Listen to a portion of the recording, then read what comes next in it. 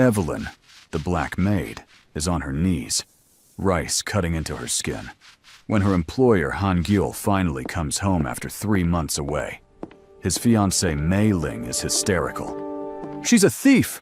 Arrest her now!" Han-gyul looks at Evelyn. "Did you steal from this house?" She could lie. Save her job, avoid prison. Instead, she meets his eyes. "I took food, yes." Mei-ling screams triumphantly. "See? Call the police." But Evelyn keeps talking. "I wasn't hungry." Dead silence. Han-gyul goes still. "Then who was?" Evelyn glances at Mei-ling, the woman who's tortured her for 3 months, and whispers, "Your mother. Check the basement." Mei-ling's face goes white.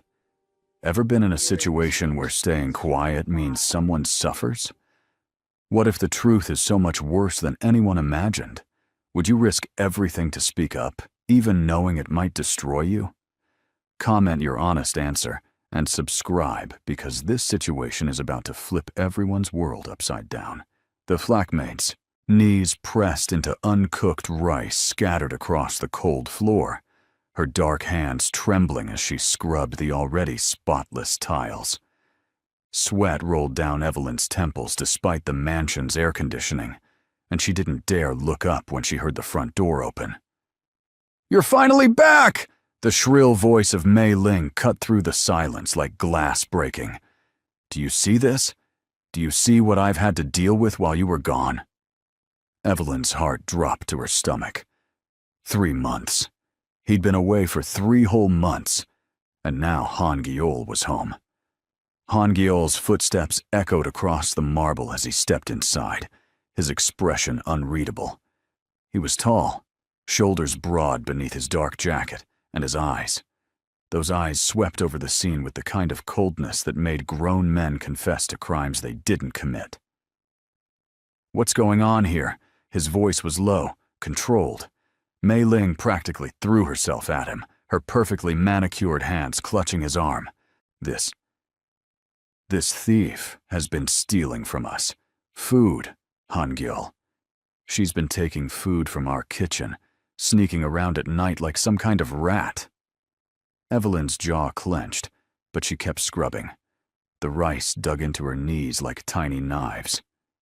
"I caught her red-handed just last week," Mei-ling continued, her voice dripping with manufactured distress. "Multiple times. She denied it, of course, but the evidence doesn't lie. I've been making her do proper penance until you return to handle this situation." Han-gyul's gaze shifted to Evelyn. She could feel the weight of it, even though she refused to meet his eyes. "Look at me." 2 words. That's all it took for her spine to straighten involuntarily.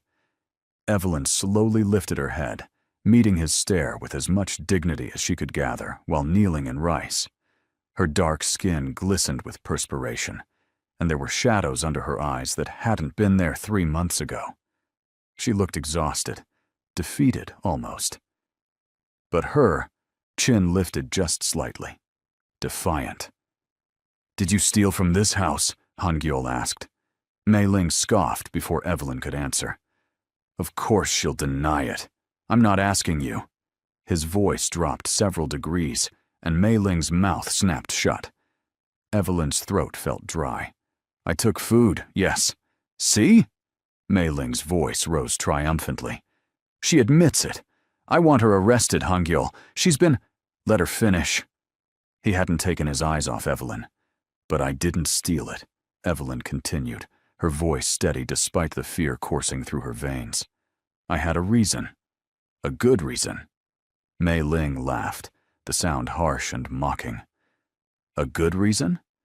What possible reason could justify theft? You're being paid to work here, aren't you?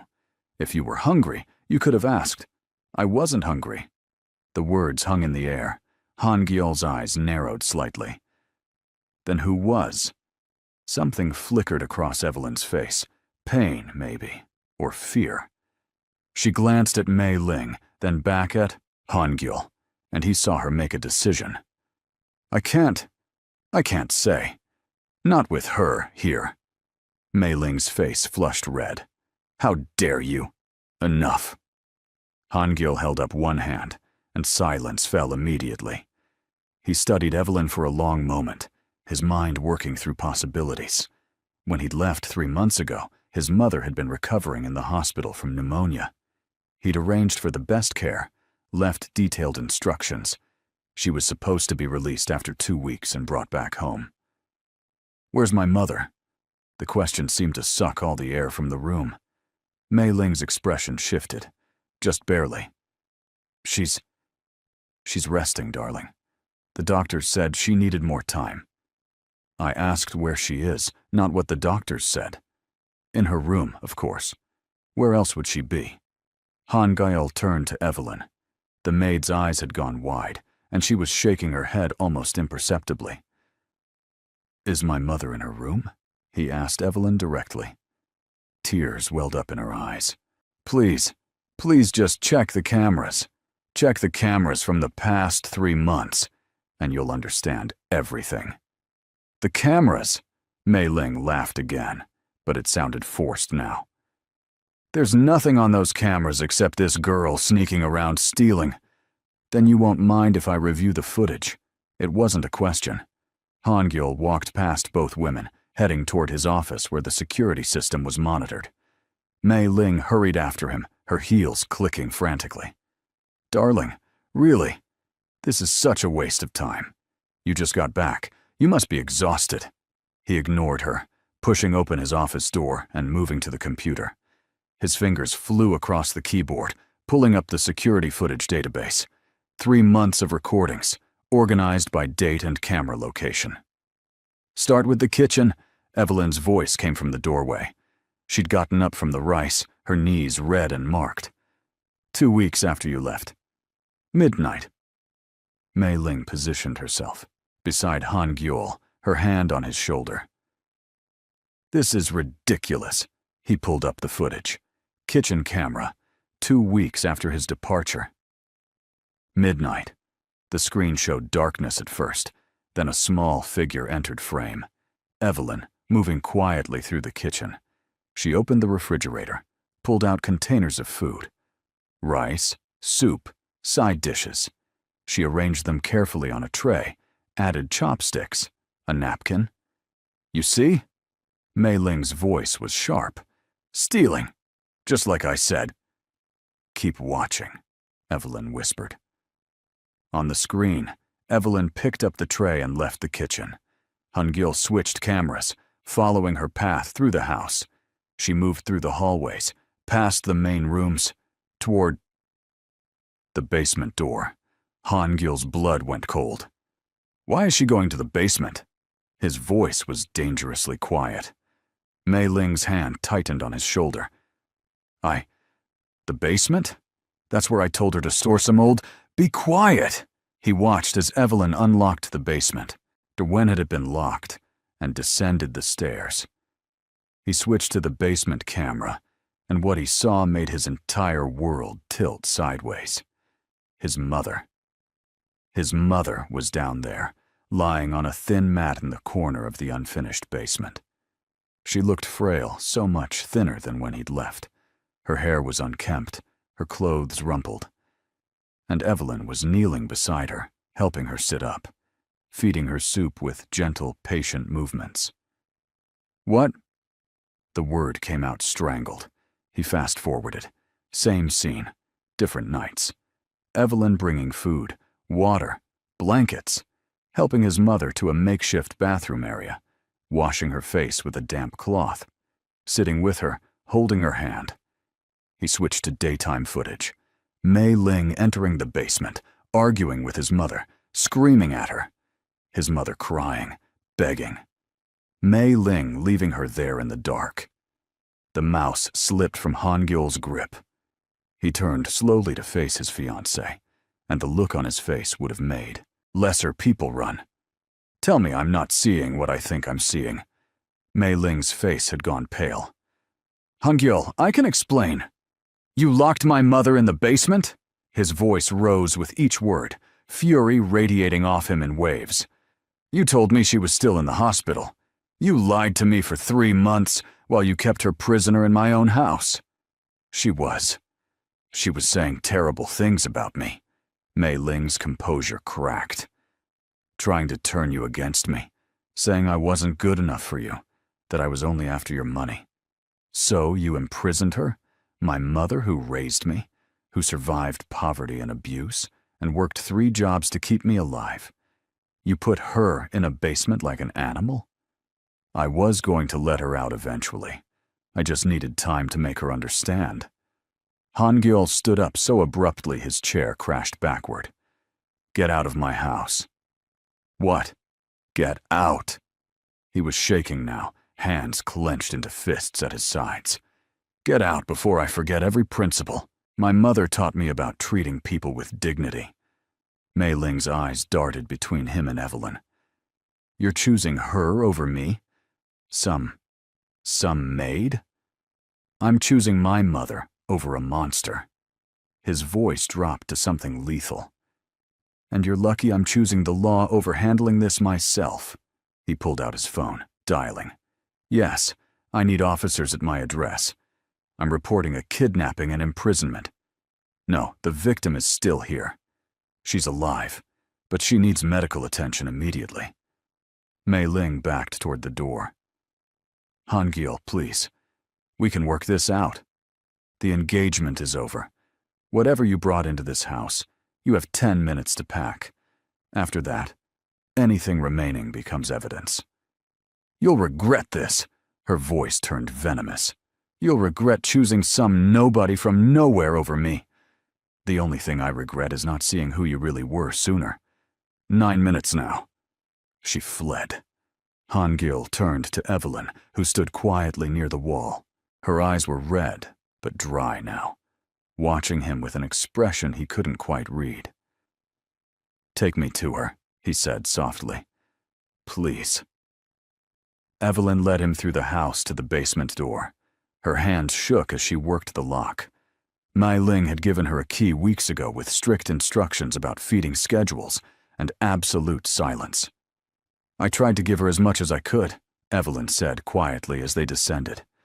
She needed medicine too, but Mei Ling controlled everything. I smuggled some pain relievers when I could. The basement was dimly lit, and the smell of dampness and confinement hit Han-gyeol like a physical blow. His mother was sitting up now, having heard footsteps. When she saw him, her face crumpled. Iyama. The word broke as he rushed to her, dropping to his knees beside the mat. Oh, Iyama, I'm so sorry! My son. Her voice was hoarse, weak. You came back. He gathered her carefully into his arms, horrified by how fragile she felt.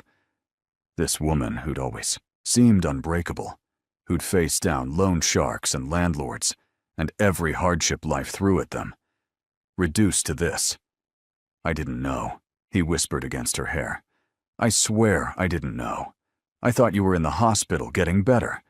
I called the hospital and they said you'd been discharged, and Mei Ling said you were upstairs resting.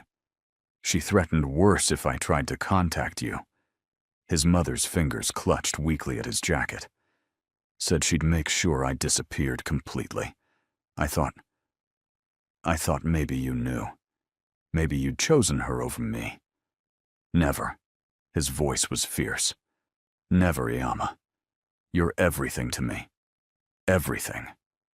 Evelyn stood back, giving them space, but his mother reached out with one trembling hand. This girl, she saved my life. Risked everything to keep me alive. Han-gyeol looked up at Evelyn, really looked at her. She was young, probably mid-20s. Her hair was pulled back in a simple style, her clothes plain and worn from work. There was a quiet strength in the set of her shoulders, but also exhaustion etched deep. Why? He asked. Mei Ling she could have hurt you. Fired you. Worse. Evelyn met his gaze steadily. Because it was wrong. What she was doing was wrong. And I couldn't just pretend I didn't know. Your mother is a person, not garbage to be hidden away. You could have called the police, anonymously. I thought about it, she admitted.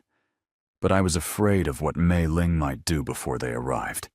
And honestly, I wasn't sure anyone would believe me. She's your fiancé. Was your fiancé. I'm just the help. The sound of sirens approaching filtered down to the basement. Can you walk, Iyama? Han-gyeol asked gently. With help, maybe. Between him and Evelyn, they got his mother to her feet and slowly up the stairs. Each step seemed to cause her pain, and Han-gyeol's fury at Mei Ling burned hotter with every wince his mother made. The paramedics arrived first, immediately, taking charge of his mother's care.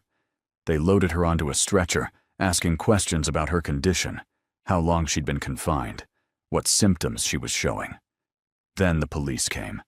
Han-gyeol gave his statement clearly, precisely, showed them the security footage, explained the timeline. The officers' expressions grew grimmer as they watched, and one of them muttered something about monsters in designer clothes. Mei Ling was found trying to leave through the back gate with 2 suitcases. Her protestations of innocence fell flat when they showed her the video evidence. "This is insane!" she shrieked as they put handcuffs on her.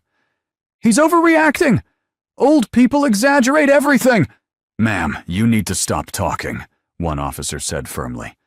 "Anything you say can and will be used against you." She twisted to look at Han-gyeol as they led her past. "This isn't over. You think you can just throw me away?" "My family has connections, Han-gyeol. Connections! You'll pay for this. Humiliation." He said nothing, just watched as they put her in the police car. After they left, the house felt eerily quiet. Evelyn had moved to the kitchen, starting to clean up the rice from the floor. Han-gyeol found her there, on her hands and knees again, sweeping the grains into a dustpan. "Stop," he said. She looked up, startled. "Please, just stop." He ran a hand through his hair, suddenly looking every bit as exhausted as she felt. There are things I need to say to you." Evelyn slowly stood, dustpan still in hand. She dumped the rice in the trash and brushed off her knees, wincing slightly at the soreness. "You saved my mother's life." Han-gyeol's voice was rough with emotion. "For 3 months, you risked yourself every single day to keep her alive. You fed her, cared for her, gave her hope when she had every reason to give up. Anyone would have. No." He shook his head. "No, most people would have looked the other way. It was safer. Easier. You chose the hard path because it was right." Evelyn didn't know what to say to that. "I'm going to the hospital to stay with my mother," he continued. "But tomorrow, we're going to talk about how I can possibly repay this debt. You don't owe me anything. I just did what needed doing." Something flickered in his eyes. Respect, maybe. Or curiosity. "What's your full name? I've only ever heard Mei Ling call you the Maid." "Evelyn. Evelyn Osei." "Evelyn." He said it carefully, like he was committing it to memory. "Thank you. Those words are inadequate, but thank you." After he left, Evelyn finished cleaning the kitchen, then made her way to her small room off the servants' quarters. She sat on her narrow bed, and only then did she let herself shake. 3 months of fear. 3 months of sneaking around, of lying awake, terrified that Mei Ling would check the cameras, that she'd be caught, that Mrs. Jung would die before Han-gyeol returned. It was over. She fell asleep still in her work clothes, too exhausted for anything else. The next morning, Evelyn woke to sunlight streaming through her window and the sound of her phone buzzing. Unknown number. "Hello? Miss Osei, this is Han-gyeol Jung. I apologize for calling so early, but my mother is asking for you. She wants to thank you herself." 20 minutes later, Evelyn was in a taxi heading to Seoul National University Hospital. Han-gyeol had sent a car, but she'd insisted on taking a cab. Old habits of not accepting too much from employers died hard. She found Mrs. Jung in a private room, hooked up to IVs and monitors. But her color already looked better, and when she saw Evelyn, her face lit up. "There she is, my angel." "I'm no angel," Evelyn said, pulling up a chair beside the bed. "Just someone who couldn't stand by." "That's what makes you angelic, child." Mrs. Jung reached for her hand, squeezing weakly. "Most people can stand by. They do it every day." Han Gyul stood near the window, watching, them with an unreadable expression. "The doctors say she'll make a full recovery," he said. "Malnutrition, dehydration, some muscle atrophy from lack of movement, but nothing permanent. Thanks to you." "Thanks to God," Mrs. Jung corrected gently. "Who sent this girl to us exactly when we needed her?" They talked for a while longer, Mrs. Jung asking about Evelyn's life, her family. Evelyn found herself opening up about her mother back home in Botswana, about coming to Korea for work opportunities, about the loneliness of being so far from everything familiar. "You have family here now," Mrs. Jung said firmly, "if you want it." Later, outside the hospital room, Han Gyul walked with Evelyn toward the elevators. "I meant what I said about repaying you," he began. "I'm not sure how exactly. Money seems insufficient. I don't want money for doing the right thing." "Then what do you want?" Evelyn thought about it. "Honestly, I'd like to keep working. I need the job. But maybe somewhere else? That house has bad memories now. What if I told you the house is yours if you want it? Mei Ling never owned any part of it. Everything was in my name. I could arrange for you to have your own space there. Proper quarters, proper respect. I don't need charity. It's not charity. It's probably more selfishness than anything." He looked uncomfortable, like the next words were difficult. "My mother will need care while she recovers.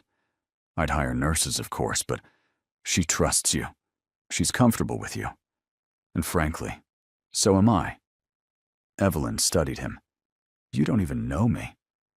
I know you risked everything for someone you barely knew. I know you have integrity that most people only pretend to have. That's more than I knew about Mei Ling after 2 years together." The arrangement started simply enough. Evelyn moved into one of the guest bedrooms, a real bedroom, with windows and space and an actual comfortable bed.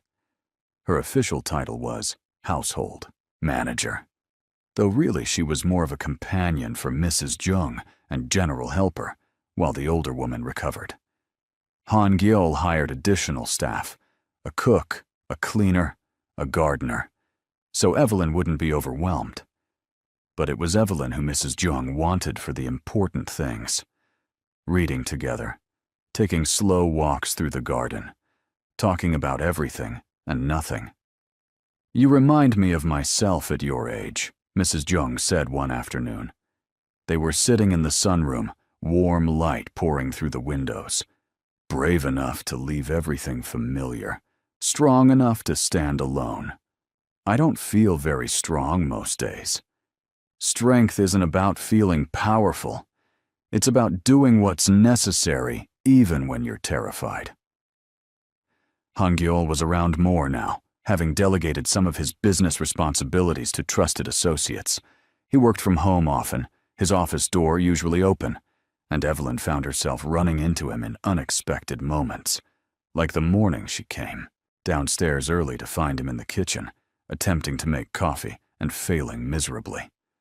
"How is this so complicated?" he muttered, glaring at the expensive coffee machine, like it had personally offended him.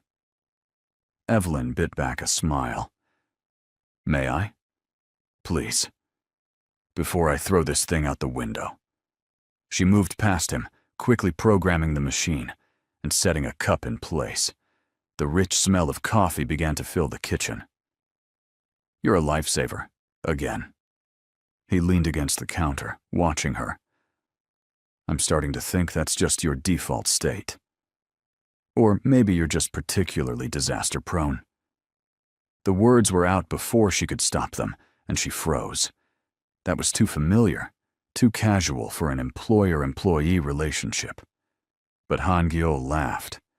Actually laughed, the sound surprised and genuine. You might be right about that. Something shifted between them in that moment, subtle but significant. The days fell into a rhythm, mornings with Mrs. Jung, afternoons when Evelyn had time to herself. She'd started taking Korean language classes, getting better at reading and writing. Evenings when Han-gyeol would often join them for dinner, the three of them talking easily around the table. It felt dangerously close to family. "You're smiling more," Mrs. Jung observed one day.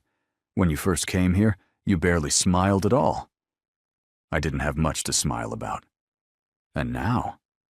Evelyn glanced toward the window, where Han-gyeol was visible in the garden, on a phone call, but also throwing a ball for the neighbor's dog who'd wandered over. The stern, cold man who'd returned 3 months ago had slowly revealed other sides. He was funny sometimes, in a dry way. Thoughtful. He remembered small things, how she took her tea, that she didn't like mushrooms, that certain Korean dramas made her cry. "Now things are different," Evelyn said carefully. Mrs. Jung's knowing smile suggested she understood far more than Evelyn wanted to admit. It was 6 weeks after the incident when Han-gyeol approached Evelyn in the library. "Can we talk?" She set down her book. Of course. He sat across from her, uncharacteristically uncertain. "The trial date has been set, for Mei Ling's case, 3 weeks from now." Evelyn's stomach twisted. She'd been trying not to think about that. "They'll need you to testify," he continued gently, "about what you witnessed, what you did. I know that's probably frightening." "A little," she admitted. "Public speaking isn't exactly my strength. And Mei Ling's lawyer, he's been calling, leaving messages, trying to get me to change my statement." Han-gyeol's expression darkened. "He's what?" "It's okay. I haven't responded." "It's not okay. That's witness intimidation." He was already pulling out his phone. "I'm calling my attorney right now." "Han-gyeol." She reached out, touching his arm lightly. "Breathe, Wah. I can handle some pushy lawyer. I handled Mei Ling for 3 months, didn't I?" He paused, looking at where her hand rested on his arm, then at her face. "You shouldn't have to handle anything alone anymore." The intensity in his voice made her pull back. This was becoming complicated. She was the help. He was her employer. And whatever this growing warmth between them was, it needed to stop. "I should go check on your mother," she said, standing quickly. She wanted help organizing her medication schedule. She left before he could respond, but avoiding the situation didn't make it disappear. 2 days later, Evelyn came home from her Korean class to find the house in chaos. Security guards everywhere, police in the driveway, and Han-gyeol in his office on multiple phones at once. "What happened?" she asked one of the housekeepers. "Miss Mei Ling. She escaped police custody this morning." The words hit like ice water. Evelyn found Han-gyeol in his office. He looked up when she entered, and the relief on his face was obvious. "Thank God. I was about to send someone to find you." The housekeeper said Mei Ling escaped. With help, apparently. Someone on the inside facilitated it. His jaw clenched. "They're searching for her now. But until she's found, everyone in this house is potentially at risk. Your mother already has 2 guards assigned to her. You're getting security too. I don't need..." "Evelyn," he stood, moving around the desk. "Mei Ling blames you for everything. In her mind, if you hadn't interfered, she'd still be here, still set to marry into wealth and power. You testified against her. You're not safe. Neither are you. I can take care of myself. So can I." They stood there, stubborn and scared in equal measure. "Please," he said finally, voice softer. "Please let me protect you. I've already failed to protect my mother. I can't. I won't fail you too." So she agreed to the security detail. A man named Goon-hee, former military, who followed her everywhere but stayed discreet about it. Life under threat was strange. The house became a fortress, locked down tight. Mrs. Jung's recovery continued, but under heavy guard, and Evelyn found herself spending more time with Han-gyeol, probably because he refused to let her out of his sight when he was home. "Tell me about Botswana," he said one evening. They were in the sitting room, rain pattering against the windows. Mrs. Jung had gone to bed early, and the house felt quiet and close. "What do you want to know?" "Anything. Everything. What was it like growing up there?" So she told him about the red earth and wide skies, about her mother's garden and her father's laugh before he passed, about community and connection, about a childhood spent running barefoot and free. "It sounds beautiful," he said quietly. "It was. Is." She smiled. "Someday I'll go back, when I've saved enough, when I've seen enough of the world." "Will you miss this? Korea?" "Parts of it." She didn't look at him when she answered. "I'll miss parts of it quite a lot, probably." The silence stretched, between them, heavy with things unsaid. "Evelyn." His phone rang. He cursed softly, checking the screen, and his expression shifted to something grim. "I have to take this." He stepped out, and Evelyn released a breath she hadn't known she was holding. This was getting dangerous in an entirely different way than Mei Ling's threats. She was falling for him. Worse, she suspected he might be falling for her too. And that was impossible. He was Han-gyeol Jung, powerful and connected, and operating in a world she barely understood. She was Evelyn Osai, a girl from Gaborone who cleaned houses for a living. The universe didn't write happy endings for girls like her and men like him. When Han-gyeol returned, his expression was troubled. "That was Detective Park. They found evidence that Mei Ling had help from the inside, like we suspected. One of my own people, someone I trusted." "Who?" "Min Seok, my second in command, my friend since university." He sank into the chair across from her. He's been feeding her information, helping her plan.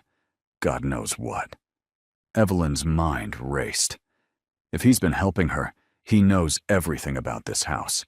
Security, schedules, everything. I've already changed all the codes, doubled the guards. But you're right, he's dangerous now. "Why would he betray you?" Han-gyeol's laugh was bitter. "Money, apparently. Mei Ling's family offered him a substantial sum to ensure I paid for humiliating her." The attack came on a Tuesday afternoon when Evelyn was in the garden with Mrs. Jung. The older woman had insisted on getting fresh air, and with Goon-hee nearby, it had seemed safe enough. They were admiring the late-blooming roses when Evelyn heard something. Off. A sound that didn't belong. She turned just in time to see a figure vaulting over the back wall. "Get down!" Goon-hee shouted, already moving. Evelyn grabbed Mrs. Jung and pulled her behind a stone bench as chaos erupted. More figures appeared. 3 of them. Professionals, by the way they moved. This wasn't some impulsive revenge plot. This was planned. Goon-hee fought 2 of them off, but the third headed straight for where Evelyn and Mrs. Jung were hiding. Then Han-gyeol appeared from nowhere, intercepting the man before he could reach them. There was a brief struggle. Han-gyeol was trained too, she realized, watching him deflect and redirect with practiced efficiency. No unnecessary violence, just enough to restrain and disarm. More security guards arrived, overwhelming the intruders. Within minutes it was over. The attackers detained, and police sirens wailing in the distance. Han-gyeol ran to them. "Are you hurt, either of you?" "We're fine," Mrs. Jung said, though her hands trembled. "Thanks to you both." He helped them inside, settling his mother in her room with guards posted at the door. Then he found Evelyn in the hallway, just standing there, adrenaline still coursing through her. "Hey," His hands gripped her shoulders gently. Hey, look at me. You're safe now. Your mother is fine. You're fine. That's what matters. They were coming for us. For her. I know. His voice was tight with fury. But they failed. And they'll pay for even trying. Evelyn looked up at him. Really looked. His hair was disheveled from the fight. There was a cut on his cheekbone, and his eyes were wild with fear that was only now fading to relief. You could have been hurt, she whispered, coming out here like that. And let them touch you? Never. The words came out fierce, definitive. Something cracked open between them. All the careful distance they'd maintained, all the professional boundaries, gone in an instant. Hangyul, I know I shouldn't. I know this is complicated. But I can't. He stopped, jaw working. Ever since you walked into my life, nothing has been the same. You turned everything upside down in the best possible way, and I'm terrified of losing that. Losing you. I'm the help. You're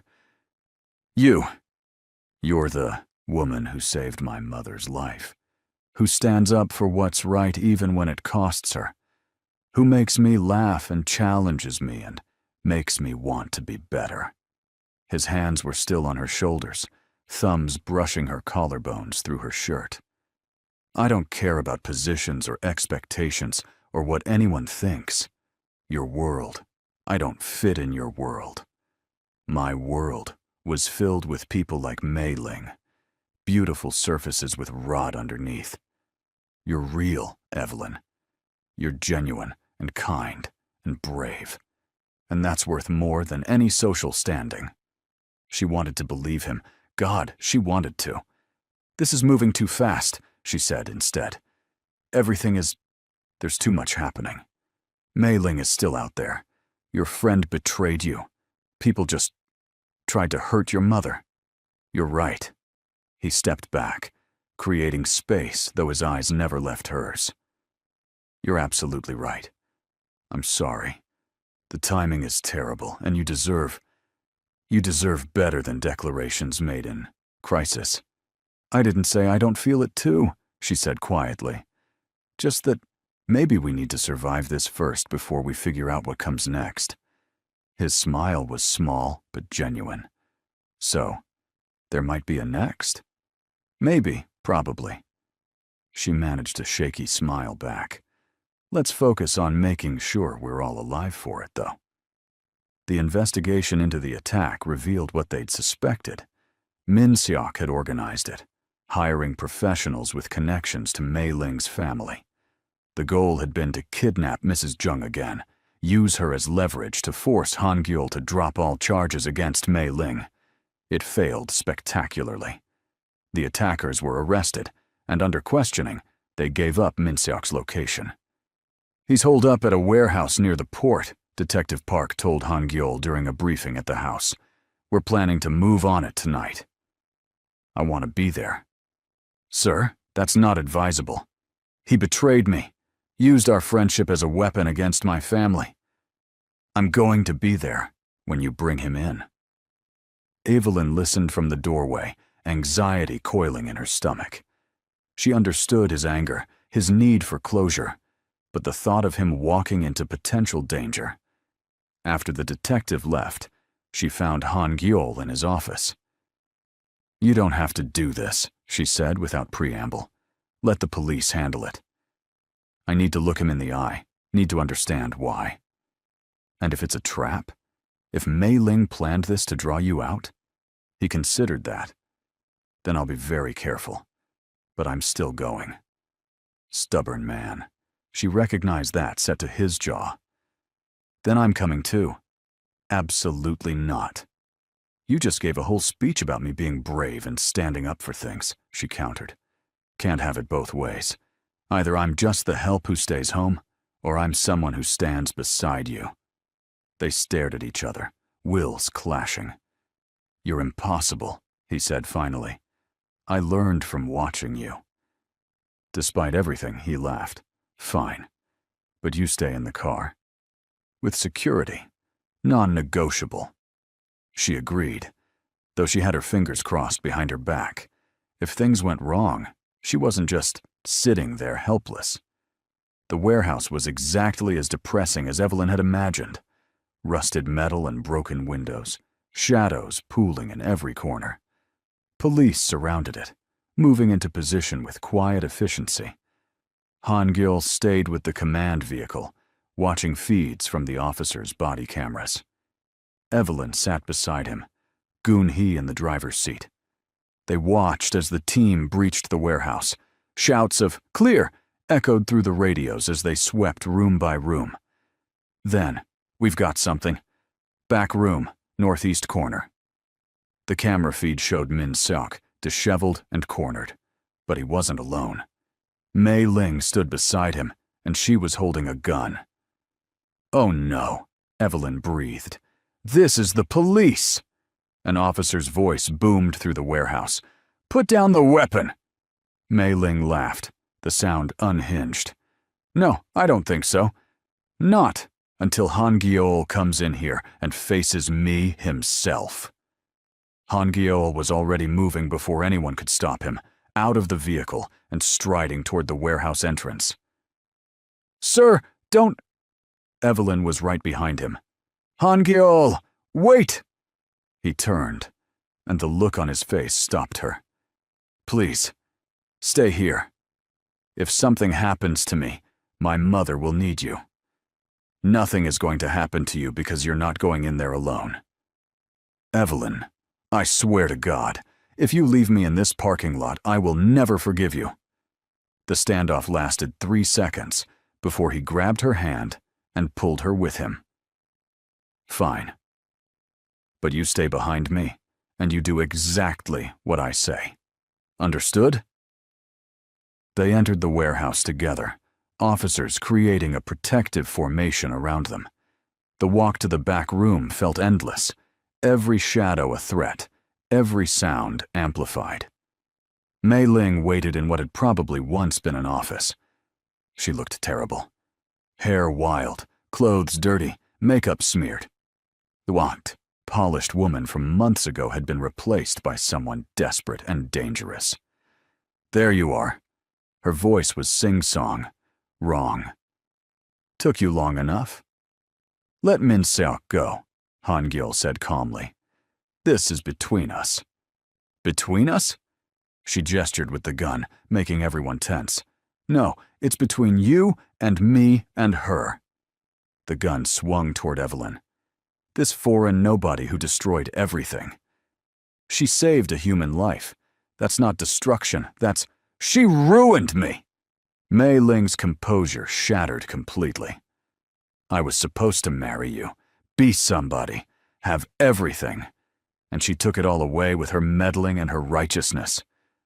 "You took it away yourself when you locked my mother in a basement," Han-gil interrupted. "When you chose cruelty over basic human decency. That's on you. I loved you. You loved my money, my status. You never knew me at all." Mei Ling's hand shook on the gun. "I could have made you happy. You would have made me miserable. I just didn't see it until it was almost too late." For a long moment, nothing happened. Then Mei Ling's face crumpled, and the gun lowered slightly. "I gave you everything," she whispered. 2 years of my life. "And you'll spend considerably more than that in prison now," Detective Park said, moving forward carefully. "Put down the weapon, Miss Choi. This doesn't have to end badly."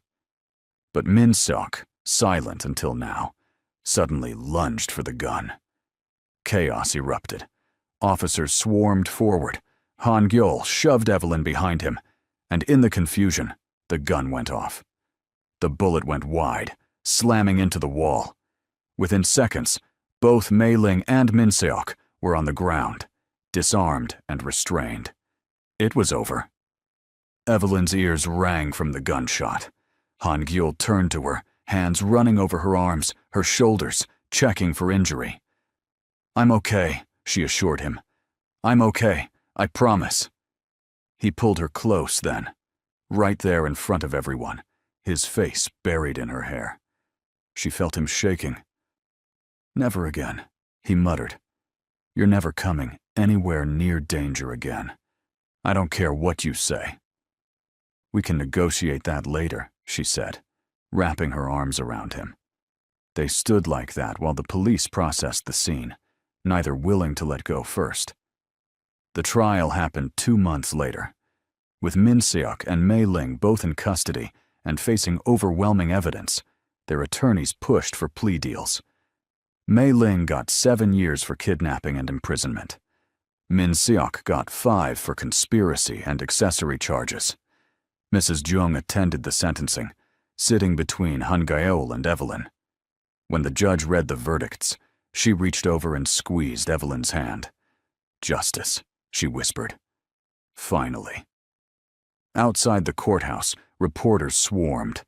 Han Gyeol made a brief statement about being grateful for the justice system and ready to move forward with his family. "Is it true you're involved with the woman who saved your mother?" one reporter shouted. Han Gyeol looked at Evelyn, who stood, slightly behind him. She shook her head slightly. They'd agreed to keep their relationship private for now, let things develop naturally without public pressure. But Han Gyeol had never been good at doing what was expected. "Yes," he said simply. "Miss Osei is extremely important to me and my family." The reporters exploded with questions, but he was already guiding Evelyn toward the waiting car, Goon-hee clearing a path through the crowd.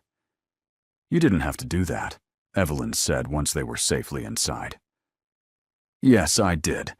I'm tired of hiding what you mean to me." Mrs. Jung, sitting across from them, smiled knowingly but said nothing.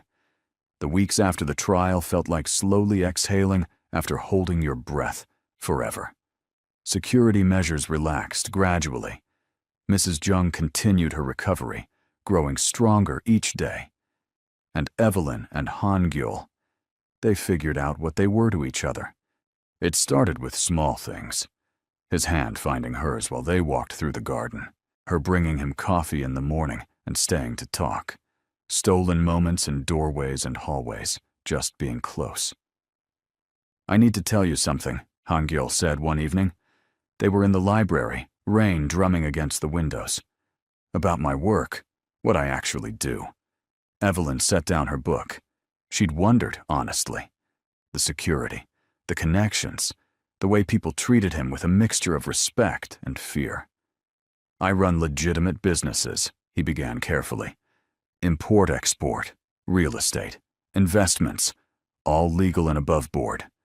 But I also help people who can't get help through normal channels." "What kind of help?" "Debt forgiveness from loan sharks, protection from corrupt officials. Sometimes I buy out contracts from criminal organizations and free people from obligations they were forced into." He watched her face. "My methods are legal, but aggressive. I use my reputation and resources to intimidate people who prey on the vulnerable. So you're not actually a criminal?" "Not technically, though some would argue the line is blurry." Evelyn processed this. "And the Mafia Boss thing? A reputation I don't bother correcting because it's useful. People are more willing to negotiate when they think I'm dangerous. Are you? Dangerous?" He met her eyes steadily. "When it comes to protecting people I love? Absolutely." The word love hung in the air between them. "I haven't said it yet," he continued quietly, "because I wanted to wait for the right moment, for things to be calm and settled. But I'm realizing there might never be a perfect moment. Life is messy and complicated, and full of warehouse shootouts, hopefully not full of them, and I don't want to waste time pretending I don't feel what I feel." He took her hand. "I love you, Evelyn Osei. I love your courage and your kindness and the way you make me want to be better. I love that you challenge me and don't let me get away with anything. I love coming home knowing you'll be here." Tears pricked her eyes. "I love you too, even though you're stubborn and overprotective and really bad at making coffee." He kissed her then, soft and careful. When they broke apart, both were smiling. "Your mother is going to be insufferable about this, Evelyn said. She's been hinting for weeks. She called it from the beginning, said you were special the first time she met you. Wise woman. They sat together in comfortable silence, the future stretching ahead full of possibilities. But peace never lasted forever. 3 months after the trial, Evelyn received a letter. It came to the house, addressed specifically to her in handwriting she didn't recognize. Inside was a single sheet of paper with a message that made her blood run cold. This isn't over. You took everything from me. Now, I'll take everything from you. Starting with him. It was unsigned, but Evelyn knew exactly who sent it. Mei Ling was still in prison, but apparently that didn't stop her from making threats. She showed the letter to Han Gyeol immediately. His expression darkened as he read it. She's escalating. Even from inside, she's trying to maintain control. Should we tell the police? Already texting Detective Park. He pulled out his phone. This is harassment, possibly planning harm. It'll extend her sentence. But Evelyn couldn't shake the unease. Mei Ling had proven resourceful before. Who knew what she was capable of with enough time and motivation? The answer came 2 weeks later when Detective Park arrived at the house unannounced. We have a situation, he said without preamble. Mei Ling was moved to a lower security facility last week due to overcrowding. This morning, she escaped during a prisoner transport. The room went silent. How? Han Gyeol's voice was dangerously quiet. Inside help again. A guard she'd befriended. They found him unconscious at a rest stop, the transport vehicle gone. So she's out there, somewhere, angry and focused on revenge. We've issued alerts, increased patrols in your area. But until we recapture her, Detective Park looked apologetic. You should all be extremely cautious. After he left, Han Gyeol immediately ramped up security again. Guards at every entrance, cameras on every corner. Nobody in or out without verification. Maybe I should leave, Evelyn said quietly that night. If I'm the target, no. The word was absolute. We face this together. Han Gyeol, together, Evelyn. I'm not letting her drive you away. That's probably exactly what she wants. To isolate us, make us vulnerable. Mrs. Jung agreed. This is your home now, dear girl. We don't abandon family when things get difficult. So Evelyn stayed. Though every unexpected noise made her jump, every shadow seemed threatening. Days passed with no sign of Mei Ling. The police searched everywhere. Her family's properties, Min Seok's known associates, anywhere she might hide. Nothing. It was almost worse than knowing where she was. The waiting, the wondering. Evelyn threw herself into normalcy as a coping mechanism. She continued her Korean lessons, helped Mrs. Jung with her physical therapy exercises, tried to maintain routines. And she spent time with Han Gyeol, their relationship deepening despite, or maybe because of, the threat hanging over them. The attack came from an unexpected direction. Mrs. Jung received a call from the hospital where she'd been treated months ago. They claimed there was an issue with her medical records. Could she come in to sort it out? It seemed legitimate. The caller ID matched the hospital. They knew specific details about her treatment. Goon-hee drove her there with 2 other guards. Evelyn had offered to come, but Mrs. Jung insisted she was fine, just a quick administrative visit. They'd been there 20 minutes when Han Gyeol got the call. It's a trap, Detective Park said urgently. The hospital never called. Someone spoofed their number. Han Gyeol was already running. For his car, Evelyn right behind him. Where's my mother? Your security team lost contact 2 minutes ago. We're sending units now. The drive to the hospital felt eternal. Han Gyeol's knuckles were white on the steering wheel, jaw clenched so tight, Evelyn worried he'd crack teeth. She's okay, Evelyn said, trying to sound confident. Goon-hee is with her. He won't let anything happen. If Mei Ling hurts her again. He didn't finish the sentence. They arrived to find police cars already surrounding the building. Detective Park met them at the entrance. Security footage shows your mother and her guards entering through the main doors. But they never reached the records department. Somewhere between the lobby and the third floor, they disappeared. Disappeared how? Han Gyol demanded. We're checking every floor, every room. The hospital is in lockdown. Evelyn's mind raced. Service corridors. Every hospital has service corridors for staff and equipment. If Mei Ling had inside, help again. Detective Park's eyes widened. You're right.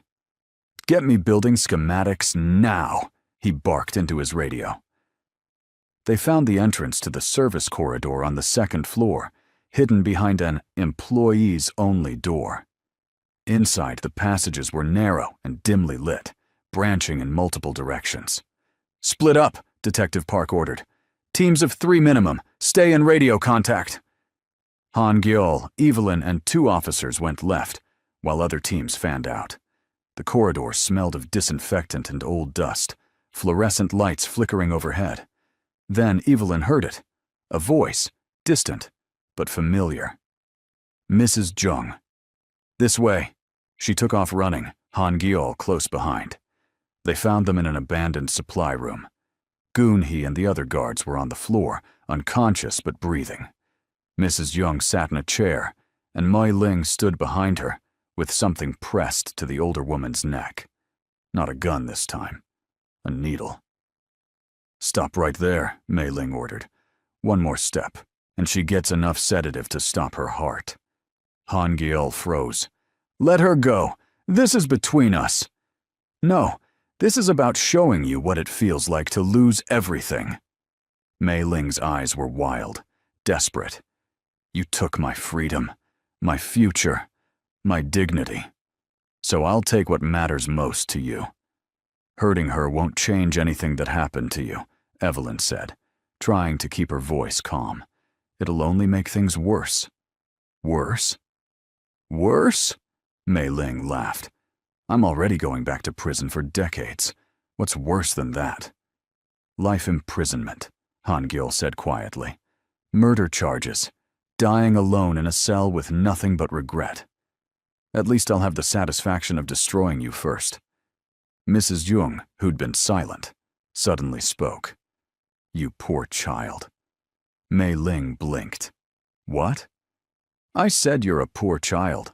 So consumed by bitterness and entitlement that you've poisoned your own life. Shut up. You could have had a good life, Mrs. Jung continued, her voice surprisingly gentle. You had advantages, opportunities. But you chose cruelty. You chose to measure worth by money and status instead of character. I said shut up. And now look at you. Throwing away what's left of your life for what? Revenge? It won't heal you. It won't fill the emptiness inside. Something in Mei Ling's expression cracked. You don't understand. People like you. And her. She gestured at Evelyn. You don't know what it's like to have nothing. To claw your way up from poverty only to have it snatched away. I was homeless at 16, Mrs. Jung said quietly. I ate from trash bins. I slept in subway stations. I know exactly what it's like to have nothing. The difference is, I didn't let it make me cruel. Mei Ling's hand shook on the needle. It's not too late to choose differently, Evelyn added softly, to accept responsibility and work toward actually healing instead of destroying. You think I can come back from this? Mei Ling's voice broke. From everything I've done? I think you can try, Mrs. Jung said, but not if you keep making the same choices. For a long moment, nobody moved. Then slowly, so slowly, Mei Ling withdrew the needle from Mrs. Jung's neck. She dropped it on the floor and sank down against the wall, putting her head in her hands. I'm so tired, she whispered. I'm just so tired of being angry. Police officers rushed in, securing the scene. Paramedics checked Mrs. Jung and the unconscious guards.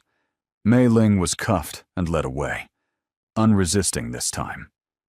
Han Gyeol gathered his mother into his arms, and Evelyn saw tears on his face. "I'm all right," Mrs. Jung assured him. "Thanks to you both." Again. Later, after statements were given and everyone was checked out medically, they returned home. The house felt different somehow. Lighter, maybe. "She won't be getting out this time," Detective Park had told them. "Between the escape, the kidnapping attempt, and the assault charges, she's looking at 25 to 30 years minimum." It should have felt like victory.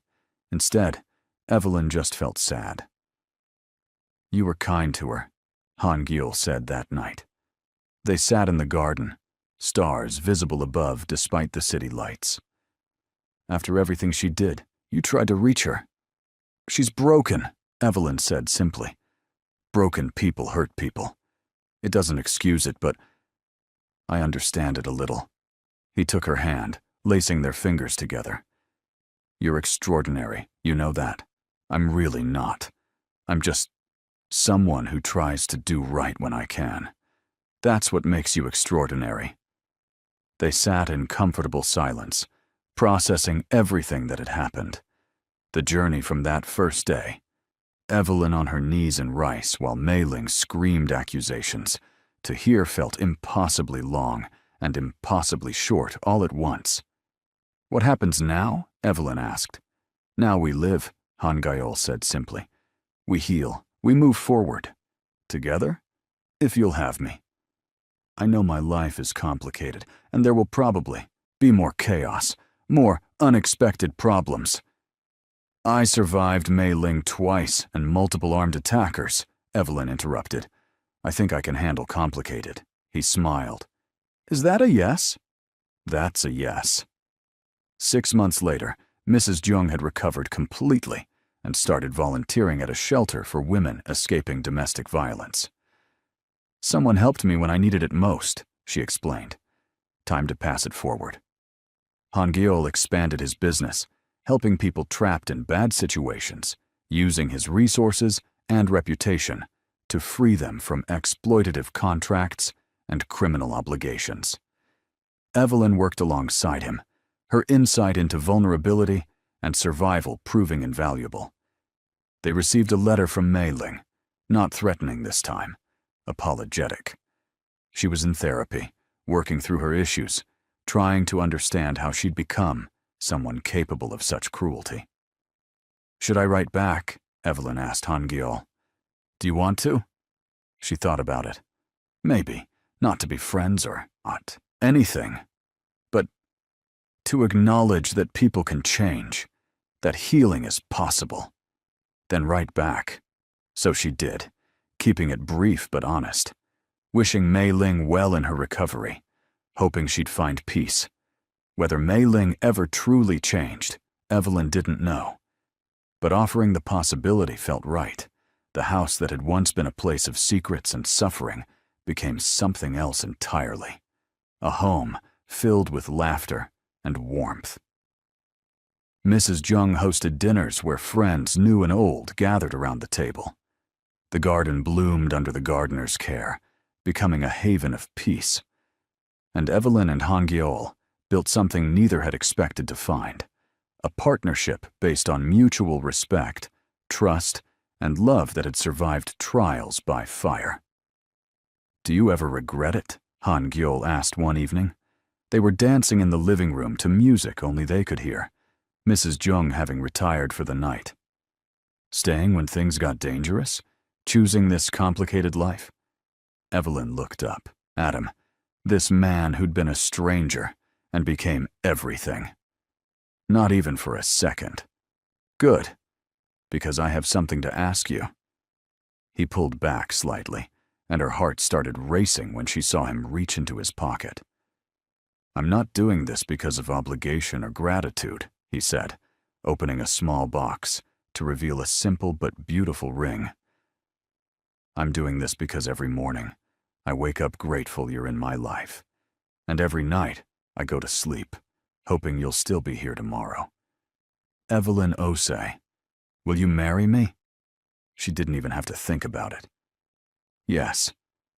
When they told Mrs. Jung the next morning, she just smiled and said, "About time. I was starting to think I'd have to lock you both in the basement until you figured it out." The joke, dark as it was, made them all laugh until they cried, because they could laugh now. The darkness had passed, and what remained was light. Not perfect light. Real life was never perfect. There would be challenges ahead, moments of doubt, struggles neither could predict. But they'd face them together. This found family who'd been forged in crisis and emerged stronger for it. And that, Evelyn thought as she looked at her ring catching the morning sun, was more than she'd ever dared to hope for. The wedding planning had been going smoothly. Too smoothly, Evelyn sometimes thought, waiting for the other shoe to drop. But months passed peacefully, and she started to relax into the idea that maybe their struggles were actually behind them. Then Sora walked into Han Gyeol's office on a Tuesday morning, and everything shifted. Evelyn was bringing him coffee, a routine they'd developed, these small moments of connection throughout the day, when she heard the unfamiliar voice. "Han Gyeol, it's been a long time." She paused outside the door, not meaning to eavesdrop, but suddenly unable to move.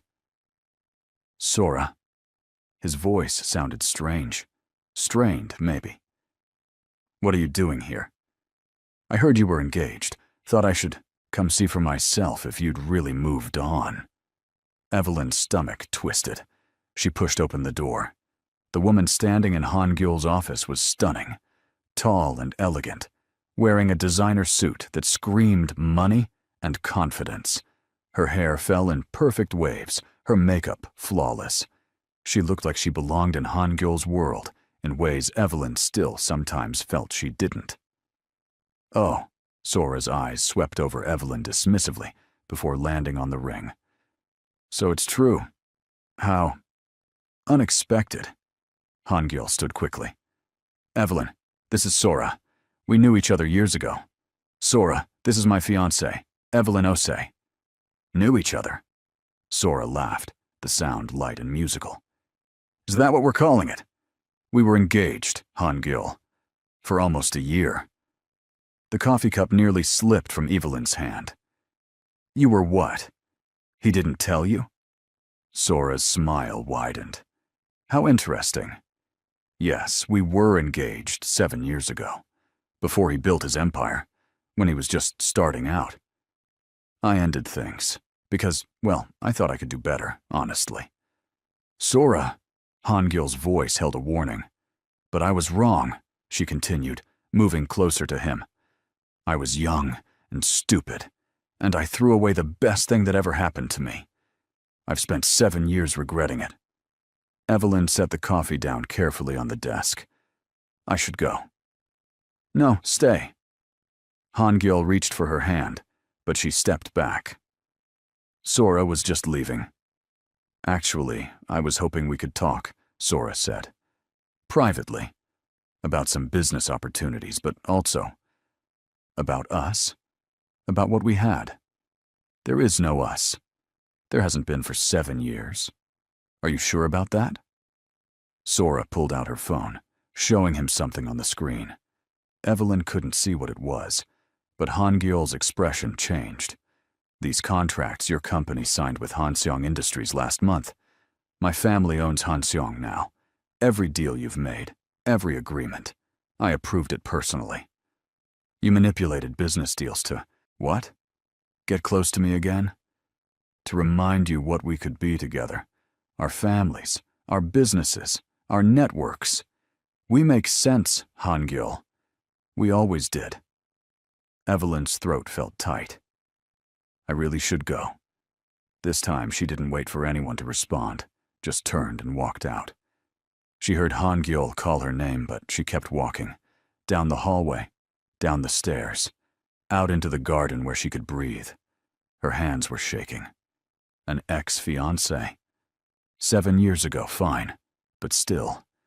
Someone from his world, someone who understood the business and the expectations, and all the things Evelyn was still learning. Someone who hadn't been the maid. "Stop it," she told herself firmly. "You're better than this insecurity." But the seed had been planted. Over the next few weeks, Sora became a constant presence. She had legitimate business with Han-gyul's company. Those contracts were real, and untangling them would cost millions, so there were meetings, phone calls, emails. And Sora made sure Evelyn knew about every single one. "Oh, Evelyn," she'd say brightly whenever their paths crossed. "Han-gyul and I are having lunch to discuss the Busan project.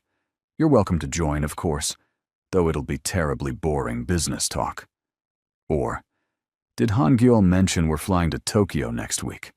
The investors prefer to meet in person. 3 days, just the two of us. Well, and the lawyers, of course." She was never outright rude, never crossed obvious lines, but every interaction was designed to emphasize the connection she shared with Han-gyul that Evelyn didn't. "She's playing games," Mrs. Jung said one afternoon. They were having tea in the sunroom, and Evelyn had finally voiced her concerns. "Trying to make you doubt yourself." Maybe. But what if she's right? What if Han-gyul would be better off with someone from his world? That woman doesn't love him. She loves what he represents now. Power, money, status. You love him. There's a difference. I know. But no buts. You faced down criminals and threats and stood strong. Don't let some manipulative woman in expensive shoes make you forget who you are. Evelyn tried to hold on to that wisdom. She really did. But then came the gala. It was a major charity event, the kind where Seoul's elite gathered to see and be seen while writing tax-deductible checks. Han-gyul had asked Evelyn to attend as his date weeks ago, and she'd agreed despite her nerves about such public events. She wore a deep blue dress that Mrs. Jung had helped her choose, simple but elegant. She felt pretty until she arrived and saw Sora. The other woman wore scarlet, a gown that probably cost more than a car. She moved through the crowd like she owned it, stopping to chat with this CEO or that politician, always laughing, always radiant. And she made sure to stay close to Han-gyul. "The Hanseong acquisition is going to revolutionize our supply chain," she was saying to a group of executives, her hand resting casually on Han-gyul's arm. Han-gyul saw the potential immediately, of course. He always was brilliant at seeing the bigger picture. Evelyn stood slightly apart, nursing a glass of champagne she didn't want. "You must be so proud," one of the wives said to her, "dating such a successful man." "Engaged, actually," Evelyn corrected gently. "Oh. Oh, yes, of course. Though I suppose until there's actually a wedding." The woman trailed off meaningfully. Another voice chimed in. "I heard he was engaged before. To Sora, wasn't it? They made such a beautiful couple." "They did," someone else agreed. Everyone thought they'd end up married eventually. She was foolish to let him go, but smart to try to win him back. Evelyn excused herself and headed for the balcony, needing air. She found Han-gyul there 10 minutes later. "There you are. I've been looking everywhere." He moved to put his arms around her, but she stepped back. "Busy night for you." "It's a networking event. That's kind of the point." Especially networking with Sora, apparently. His expression tightened. "Is that what this is about?" "Evelyn, she's a business associate. She's your ex-fiancée, who's made it very clear she wants you back."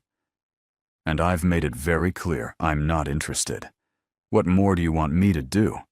"I don't know. Maybe not take business meetings with someone who's actively trying to sabotage our relationship. Those contracts are worth $30 million. I can't just walk away because my current fiancé is feeling insecure." The words hung in the air between them, sharp and cutting. "Is that what I am?" Evelyn's voice went quiet. "Your current fiancé, implying there might be a next one?" "That's not what I meant." "No, but it's what you said." She pulled off her ring, and his eyes went wide. Maybe we both need some time to think about whether this is actually what we want. Evelyn, don't... But she pressed the ring into his hand and walked away, leaving him standing alone on the balcony. She took a cab home, changed out of the dress, and sat in her room trying not to cry. A knock came at her door an hour later. Mrs. Jung, not Han-gyeol. He's downstairs in his office, miserable, and staring at that ring like it holds the secrets of the universe, the older woman said. Want to tell me what happened? So Evelyn did. The whole story. Sora's games, the comments from the other guests, the fight. Mrs. Jung listened quietly, then sighed. You're both idiots. Excuse me. You're letting her win. This is exactly what Sora wants, to drive a wedge between you two. And you're handing it to her on a silver platter. He called me insecure. Are you? Being insecure? Evelyn opened her mouth to deny it, then stopped. Maybe. A little. She fits so easily into his world, and I still feel like I'm pretending sometimes. That's normal. That's human. But running away instead of fighting for what you want, that's not the woman who saved my life. I'm not running away. I'm just giving us space to figure out if this is real or if we've been caught up in some trauma-bonding situation. Oh, stop it. You love him. He loves you. Everything else is just noise. It's not that simple. It absolutely is that simple. You're making it complicated because you're scared. Scared of not being enough. Scared of losing him. Scared of taking up space in a world that hasn't always welcomed you. Mrs. Jung took her hand. But you are enough. You've always been enough. And if my son doesn't see that, then I'll knock some sense into him myself. Evelyn managed a watery laugh. Violence isn't the answer. Maybe not. But it's tempting. Downstairs, Han-gyeol sat in his office, Evelyn's ring on the desk in front of him. He'd replayed their fight a dozen times, hearing his own words and wincing at how they must have sounded. Current fiancée. Like she was temporary. Replaceable. He picked up his phone, putting it down again. Called her room, heard it ring unanswered. Sora had texted 3 times. He deleted them without reading. Another knock.